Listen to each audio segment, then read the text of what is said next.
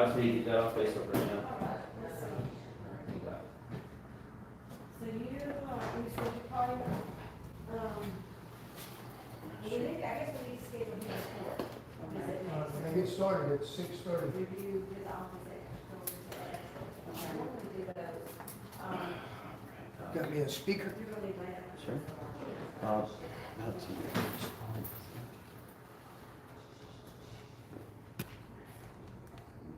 Which one's that going on? This one's going. Let me just turn it on real quick. You're hooked up. What is that one going to? This is going to go to the video on your Facebook. Hey, real quick question. Oh, What's the best starting point for shoulders view besides an A and P? External rotation. That's it? I can't do more than 2 because. You're welcome to go get the spine. Oh, thank you. We had static in the video, so it clipped with both audios. So we just need to stick with just one. Alright, well, I'm gonna probably stay kind of close. Okay. Let me get you set up here. Gotta get started. It's time.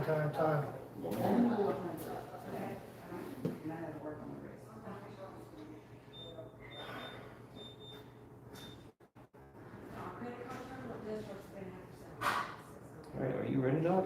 Yep. We are live on Facebook and YouTube. Only thing I gotta do is say synchronize so I can get the audio correct. If it's okay, so I'm gonna sit over here. You wanna do that? Yeah, I'm gonna sit and we're gonna do a fireside chat. All right, I like that idea. Stand by. Hey, we got somebody on YouTube already. Facebook getting loaded up right now. Gotta load just a little bit.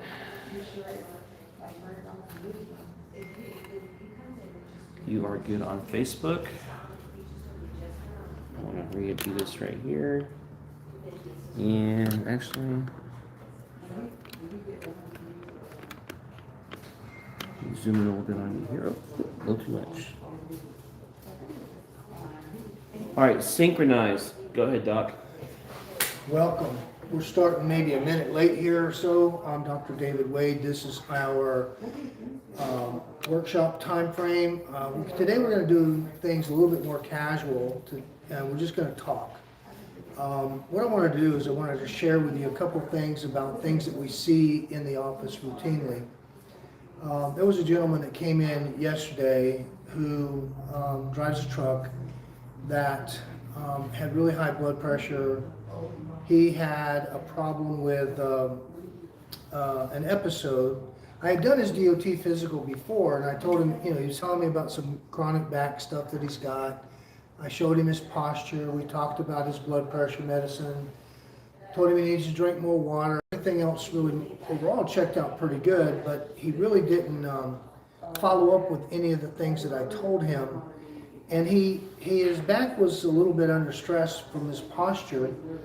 And ultimately, he was doing some work and pulling on some wire, and his back blew out on him, and it really got bad to the point where he couldn't hardly walk. He was having bilateral sciatica, pain running down the back of his legs, through his butt, into his feet on both sides. Had not been able to sleep for a whole week, and really stressed him out a lot because he's now concerned and worried about even Dan.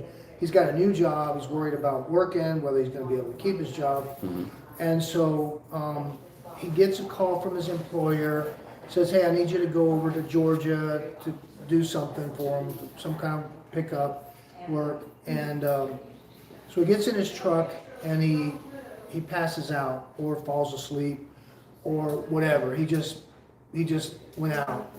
The employer called him back up and said, hey, we've been tracking you. You haven't gone anywhere. Is everything okay? And he like comes to, kind of like wakes up. They rouse him up and they said, we need you over in Douglasville. So he said, okay. So he immediately gets in, he's in his truck, he starts it up, and he takes off. Well, he wakes up in Ashland, Alabama, which is south. So instead of going east, he went south, and he wakes up, he comes to in Ashland wondering, where am I? And why am I here? And so he calls the company and said, hey, I don't think I'm going to make it over to Georgia. And he called his family doctor, and doctor said, well, you know, I think you're dealing with exhaustion, you've not slept for a week, you're dehydrated. So it gave him some fluids, and then the company said, you got to get another DOT exam to, you know, come back to driving, you know, safely, and so that we can put you back to work. So now he comes back to our office after this DOT exam that we just had done. Well, I thought, well, we need to really look at this a little bit more in depth. He can't hardly walk, bend, or strain. He's weak in his legs. His back is killing him. And so I decided I was going to get a detailed posture assessment, look at his posture. His posture was tilted way far forward. His head was cocked off to one side, and his body was rotated pretty bad. And I showed that to him, and I said, you know, we need to get some x-rays and look at it. He told me then that he had had neck surgery and some fusions in his neck, and that his back had been bothering him off and on for a number of years. So I got x-rays of his neck and back, and the shifting of his head and the torque that had been created as a result of the shift in his posture had actually bent the metal rods in his spine, and had been having such chronic lower back problems that the normal healthy disc, which is about the thickness of a full-blown Hershey's candy bar, was down paper thin. So instead of like a jelly donut, he had like a dried up piece of beef jerky in his back. Wow. And so he can't hardly, you know, get on and off the table. And so I told him I couldn't get his blood pressure down low enough to pass his DOT physical. And I said, I think I can help you. I'm not going to let you leave without getting you better. So we stayed and worked with him. I did some things on his neck and upper back, above and below the fusions. He had 4 levels of fusions. They had cut the back of his vertebra off and fused 2 metal rods with 4 screws, actually 8 total screws, in his neck, and had screwed together 4 different vertebrae from C3 down to C6. 3, 4, 5, and 6 were all fused together solid. So I got up to the top bone in his neck, which is a major distribution point of one of the main nerves from your brain to your body, that is primarily a braking control of the heart. And I had to clear that out a little bit to get the brake to come on, to get his blood pressure to go down. Of course, that's a little bit disconcerting when you have somebody with multiple fusions, so you have to be very cautious. So in other words, not every chiropractor would do this, all right? And if I didn't know what I was doing, I would be kind of concerned. And if I was a medical doctor who had no clue what a chiropractor does, I would tell my patient not to do that either. But I did that because I know what I'm doing, and it really cleared it out. His blood pressure dropped 30-something points, and I was able to pass him with his blood pressure. I worked on the other nerves in the upper part of the back to try to shift the twist out there, and basically got him in a back brace to protect his back so that he could go back to work with a severe back problem, with the hope that he would follow up and let me help him, you know, change this. I also found that he had some really bad snoring issues, and he'd stopped breathing a couple times, and so I insisted that he go and get a sleep study as well.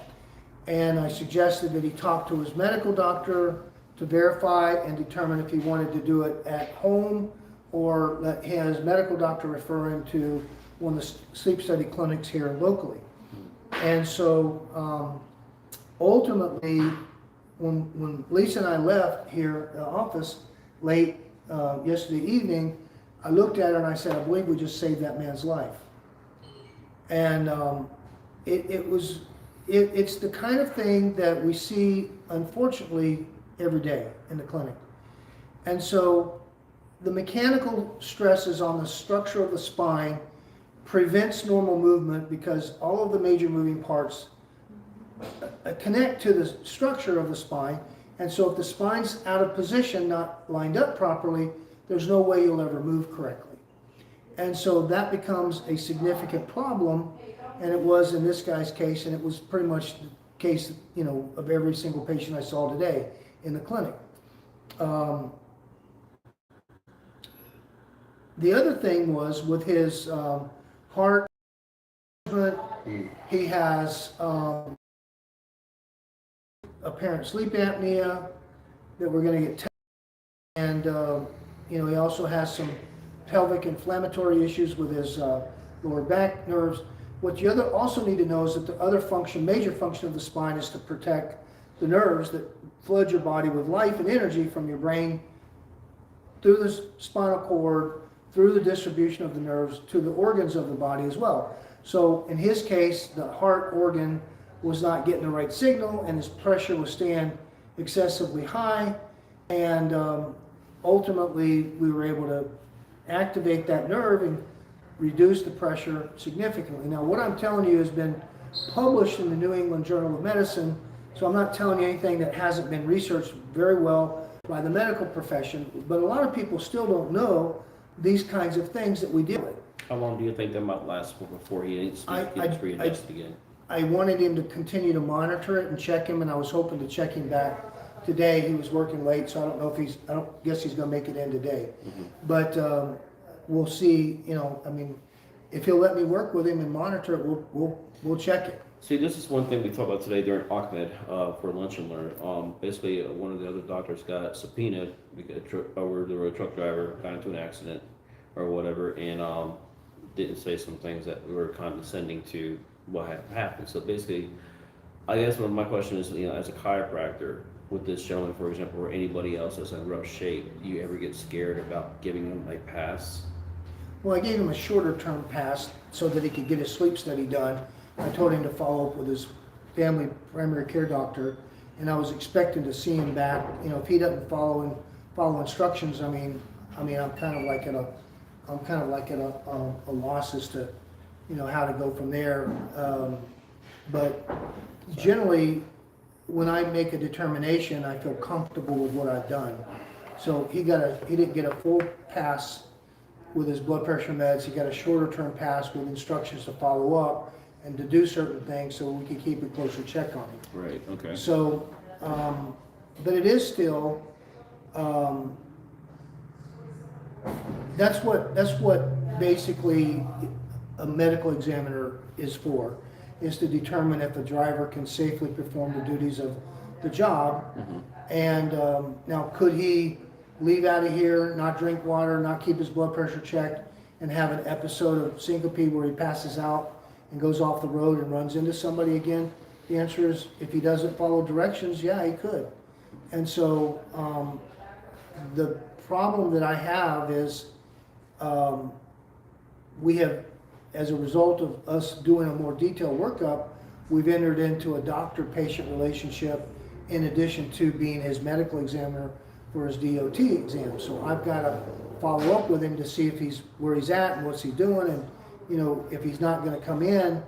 Our patient requirements are, if you're a patient, you've got to get better. That's requirement number Right. one. So number two is you've got to get better, you got to follow through and to take care of yourself and to do the things. The second thing is we ask our patients to tune in to these workshops, because you're going to learn stuff, and you need to be more educated and informed about what's going on. And if something happens to your body, you need to understand, like, there's a reason why you have these problems. If your back hurts, it's not just back pain. It's a rotational tilt with a postural imbalance, a rocking forward of his hips, a loss of the curve, compressive loading, and torque that's created the damage to his disc over time, and it's eroded and deteriorated as a result of not the fact that he's older, but the fact that he's been all humped over and twisted walking around for a long time with this same mechanical load. Right. So the other thing that we have to be aware of is that every single patient that comes to my office has some type of compilation of overloading stresses in their life. There's stress they all deal with. Now, in his case, a lot of his stress was mechanical. He had some past traumas, he had past surgeries, he's had a lot of mechanical loading, postural imbalances. These are physical traumas that he deals with every day that's caused damage to progress. But in addition to that, we can also, we had a long, deep conversation about why it's important for him to quit smoking. And, I'm like, the toxins that we indulge in, the things that we do to ourselves, is another entire category of overloading stresses that builds up. It affects oxygen carrying capacity, it creates stiffening of the joints, it causes scar tissue to build up, it restricts circulation, which is extremely negative to his entire health picture, both in terms of enlargement of his heart and the degenerative changes in his lower back. So these are the kinds of things that we've got to get across to people, Right. that you need to understand what the heck is going on. That's the reason why we do these workshops. I want you to learn about how to take better care of yourself and to make proactive decisions. There's a scripture in the Bible that says, my people are destroyed for lack of knowledge. If they don't know, there's destruction pending. Even Okay? pastor says that like on Sunday that a 7-day journey took 40 years. Yeah, yeah. And so, and that's the last, how There's much, lack of how knowledge. much time have we had? We We got got- 10 minutes or so? We got about 13 minutes. Okay, so the last type of stress is the emotional stuff that we deal with. And if you have the weakness of your structure, it makes your body more susceptible to some of the negative emotions that can potentially impact our bodies. So with the tilt and twist that he has in his neck and upper back, this guy is going to have a problem with anger. You can relate. I can relate. Yeah. So it's a serious problem that when you get aggravated with stuff, does it relax you or does it tense you up more? Yeah, and if he's all jacked up and twisted and torqued up, and he now gets even tighter, do you think that helps or makes it worse? Makes it 10 times worse. Absolutely. So he's negatively not understanding this is negatively affecting him emotionally as well as physically. Plus he's got some negative habits chemically that's not doing so well for him. I mean, in that work environment, I understand it perfectly because I drove that truck. I can imagine what the dispatcher and the load plan were saying about the waste of fuel going down to Ashland and stuff like that. So he probably got a reprimand on top of his condition. So trucking is a very stressful environment. I Yeah. mean, the stuff that we do out there, the truck drivers do, Well, no one understands it really fully. Trucking, I understand trucking a lot because I've been a DOT medical examiner. Well, I mean, I've been doing DOT medical examiners before they required us to go and get certification for it. So, I mean, I've been doing this probably since the 80s, doing DOT exams incrementally during the course of my career. A lot more extensively since in 2014 they required, the FMCSA. FMCSA required medical examiners to be certified to take a national certification test to be qualified to be able to do these exams. So we have all of that, but it's not just truck drivers. It's like everybody. You know, we had a young man, middle school kid. He wants to go out for track. His mom says he's pretty good at it, but his legs and their feet are hurting. His knees are jammed up so bad that he's concerned. Mom's concerned about turning him loose and going because he's afraid he's going to end up creating some damage. So they bring him in, and we look at him, and he's got that same neck. There's a counter pull in the lower back muscles of the legs and calf. The calf muscle runs down to the Achilles tendon, which attaches into the heel bone. The heel bone is the bottom rocking part of the foot that has the front end of it, attached to what's called the plantar fascia, which runs forward to the bridge of the feet. And as the Achilles tendon tightens up, it pulls the calcaneus up, which stretches the fascia on the bottom of the feet, so he's walking around with constant foot pain. All right, and then the upper end of the calf crosses the knee above the knee, and it's pulling that bone down and jamming the knee up. The hamstrings, which are exquisitely tight, go down below the knee, and they're pulling the bottom bone up into the knee. So his constant knee pain is based on because his joints are compressed and are mechanically overloaded. So, you know, it's a structural mechanical imbalance that's creating too much tension as a reaction to his posture. Not lined up, not moving correctly. It makes everything overly tight. So what we did is we implemented a treatment protocol tonight to start loosening up his hamstrings, tightening up his quadriceps, creating space in the knee, working on Achilles tendon stretches, and we did that a lot with vibration. We also did some adjusting. We always do adjustments before our rehab typically because we have better results. If you try to strengthen or exercise a joint that's not lined up and moving properly, you have the potentiality of creating more damage. It's one of the reasons why a lot of people drop out of physical therapy because they have a hard time with the pain that is causing an increase. So You know Mary Watson? yeah, I know Mary. She wants to join you in a video. That's fine. Jump in. All right, stand by, Mary. Let's see if this actually works. Is this on Facebook? This is on Facebook, yeah. Hey, Miss Mary, if you have a question for me, I'd be happy to answer it. How does she join on Facebook? That's what I'm trying to figure out. This is new to me. Okay. But it says adding right now. We'll see as she pops in. Okay. But go on with whatever you're Yeah, so Mary, you may or may not be able to, but anyway, the stresses, here's what I wanted to talk about, and as we conclude the topic tonight, is the fact that we all deal with stress overloads, whether it's physical, chemical toxicities, or emotional overloads that make our body susceptible to increasing tension. And the bottom line is that when you get overly tight with a twist, it just makes things worse. So what I try to explain to people is that the emotional stresses that we deal with, there is a solution to not let it become an overload.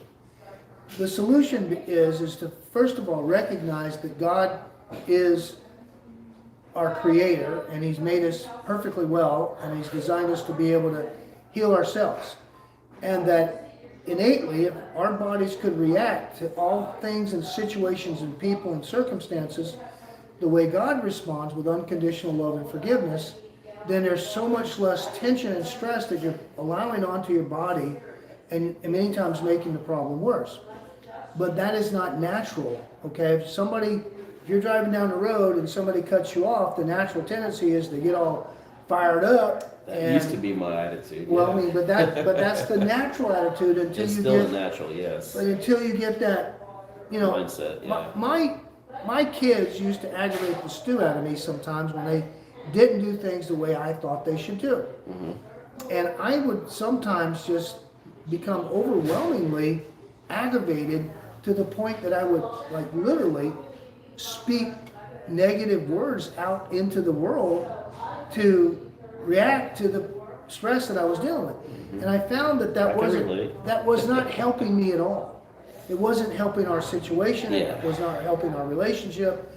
And I have found that when we learn how to take our thoughts captive, the way the Bible talks about, to learn how to speak God's word in circumstances, and to sometimes just stop and take a deep breath and, give it a minute, it's a whole lot simpler to not have these explosive reactions. And easier on the blood pressure too. It's easier on your entire body. Yeah. Absolutely.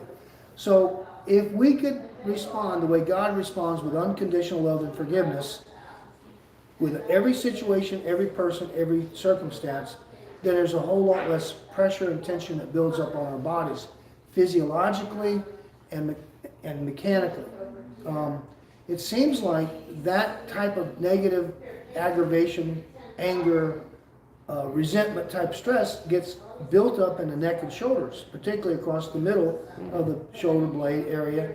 And that just seems to be the preponderance of weakness that seems to let that particular negative emotion attack that specific region of the body. Worry is a different place. That's more in the lower back and hips. Fearful apprehension of the unknown is typically down in the middle, underneath the rib cage, and having doubts and questionings and not knowing if you're doing the right thing, that's typically going to impact your neck in a greater degree. So specific areas affect different parts of the body. What you got? I have to do a re-recording because I ran out of space. So I'm going to the SD card version. 3, 2, 1. Okay. Sorry about that. We had a little pause for the cause. So just to bring it all to a conclusion is that